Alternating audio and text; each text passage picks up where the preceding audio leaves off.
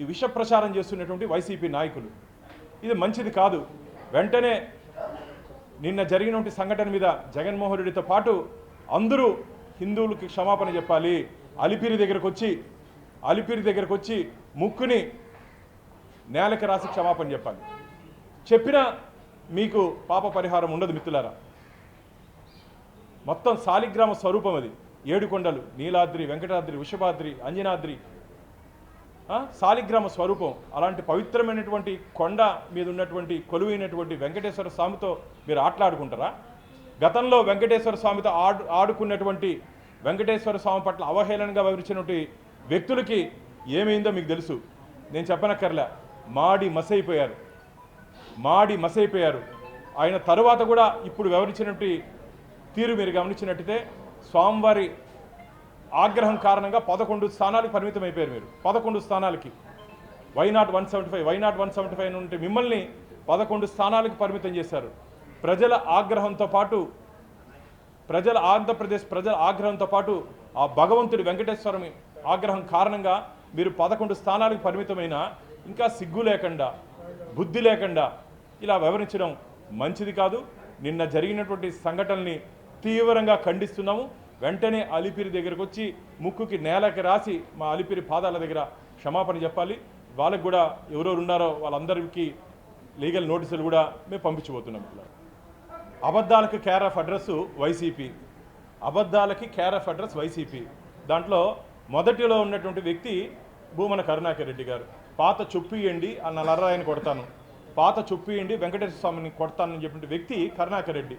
ఆయన మాట్లాడితే దెయ్యాలు వేదాలు వల్లించినట్టు ఉంది అంతే తప్ప కరుణాకర్ రెడ్డి గారు మాట్లాడే మాటల్లో వాస్తవాలు లేదు. అంటే వారు చెప్పినట్టు నడుచుకోవాలంటే కుదరదు. ఇది ప్రభుత్వం. నేను ఒకటే అడుగుతున్నా కరుణాకర్ రెడ్డి గారిని. వైవి సుబ్బారెడ్డి గారు ఆ నెయ్యి టెండర్ 371 అజెండాలో మార్పులు చేసేటప్పుడు మీరు బోర్డు మెంబర్ కదా, ఆ రోజు యాజ్ ఎమ్మెల్యే ఎక్స్-అఫిషియో మెంబర్ కదా. ఈరోజు ఏదో దైవము, దేవుడు, ధర్మము, దేవస్థానం మాట్లాడుతున్నావో ఆ రోజు ఎందుకు చిత్తశుద్ధి లేదు నీకు? ఇది మంచిది కాదు సుబ్బారెడ్డి గారు, దీన్ని పెట్టకూడదని చెప్పి బోర్డులో ఎందుకు ప్రశ్నించలేదు? దొంగలు ఒకటయ్యి ఈరోజు మాకు నీతులు చెప్తారు మీరు. నీకు చిత్తశుద్ధి ఉంటే ఆ రోజే ప్రశ్నించి ఉండాలా. బోర్డు మీటింగ్లో అజెండా నెంబర్ 371 ఆ గీ కొనుగోలులో మాడిఫికేషన్ చేసినప్పుడు ఇది మంచిది కాదని చెప్పి ఎందుకు ప్రశ్నించలేదు కరుణాకర్ రెడ్డి గారు? ఆ రోజు మౌనమురిమారుగుండి ఈరోజు ఏదో నీతివంతుడు మారిపోయి మాట్లాడుతుంటే ప్రజలు ఎవ్వరు మీ మాటల్ని స్వీకరించే పరిస్థితులు లేదు. మీరు హిందూ ద్రోహులుగా ఆంధ్రప్రదేశ్లో మిగిలిపోతారు. హిందూ ద్రోహులుగా మీ ముఖ్యమంత్రి, మీ మాజీ ముఖ్యమంత్రి, మీ నాయకుడి కళ్ళలో ఆనందం చూడడానికి కోసం మీరు ఈరోజు ఇలా వ్యవహరిస్తున్నారు. మీరు హిందూ ద్రోహులుగా ఆంధ్రప్రదేశ్ రాష్ట్ర చరిత్రలో అదే చెప్తున్నా. వెంకటేశ్వర స్వామి ఉండేది పూజ చేసుకునేదానికి, దండం పెట్టుకునేదానికి. అలాంటి స్వామివారి చిత్రపటాన్ని చేతిలో పెట్టుకొని చెప్పులు వేసుకొని రోడ్ల మీద తీసుకురావడం ఏందయ్యా?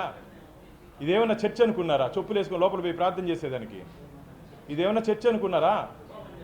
నేను అందుకనే చెప్తున్నా, మీకు యేసు కావాలా, వెంకటేశు కావాలా? యేసు కావాలంటే జగన్మోహన్ రెడ్డి కళ్ళలో ఆనందం చూడడం కోసం ఇట్లా చేస్తున్నారు. వెంకటేశ్వర స్వామి మీద నిజమైన భక్తి, విశ్వాసం, నమ్మకం ఉంటే ఇలాంటి చేష్టలు మీరు చెయ్యరు.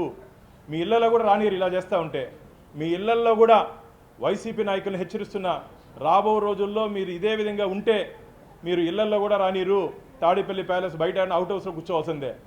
మీరు ఇదే విధంగా వ్యవహరిస్తే మీ ఇళ్లల్లో కూడా మీ కుటుంబ సభ్యులు రానిరు. తాడేపల్లి ప్యాలెస్ దగ్గర బయట కూర్చొని ఉండాల్సిందే. జరగబో రోజుల్లో జరిగేది ఇదే, రాబో రోజుల్లో జరగబోయేది ఇదే.